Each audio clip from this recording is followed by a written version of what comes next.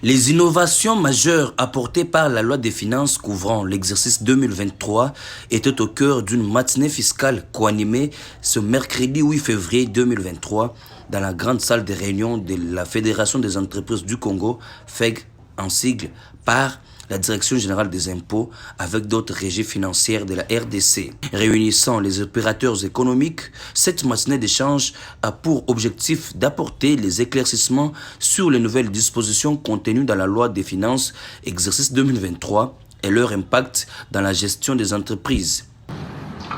Alors, il y a des problèmes d'équité fiscale pour l'expatrié. Moi, je crois qu'ici, ce n'est pas tellement mauvais de le prévoir. Pourquoi on le prévoit pour les expatriés qui, quand ils quittent le territoire? Parce qu'ils sont venus s'établir peut-être temporairement dans le pays. En tout moment, ils peuvent partir.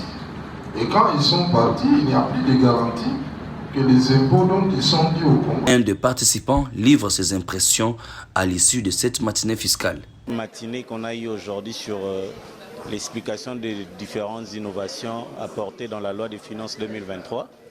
C'est bien, l'État veut mieux maximiser ses recettes, mais ne répond pas réellement aux besoins des importateurs. C'est ça le grand souci, parce que il y a, comme j'avais évoqué dans ma question, il y a toute une série des articles dont jusqu'à présent la DGRAD n'a pas configuré au niveau de Sidonia. Or, la loi dit ceci, le paiement au niveau des importations est régi par le guichet unique. C'est-à-dire les rubriques que la douane accepte, c'est ça que la marchandise doit réellement payer. Mais on le paye de cette manière-là.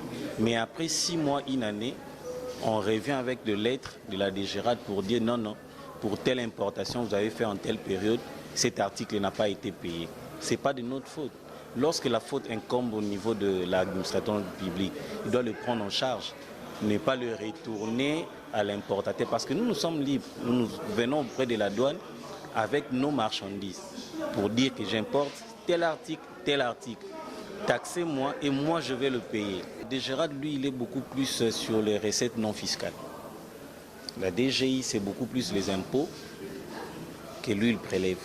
Mais avec la DGI, il n'y a pas tellement de soucis parce que la sensibilisation est vraiment un peu active. Mais c'est beaucoup plus au niveau de la DGRAD. Il y a tellement de taxes qu'on nous impose au niveau de la DGRAD, c'est vraiment compliqué. La finalité est d'inciter les régies financières à maximiser les recettes pour participer activement à l'augmentation du budget national.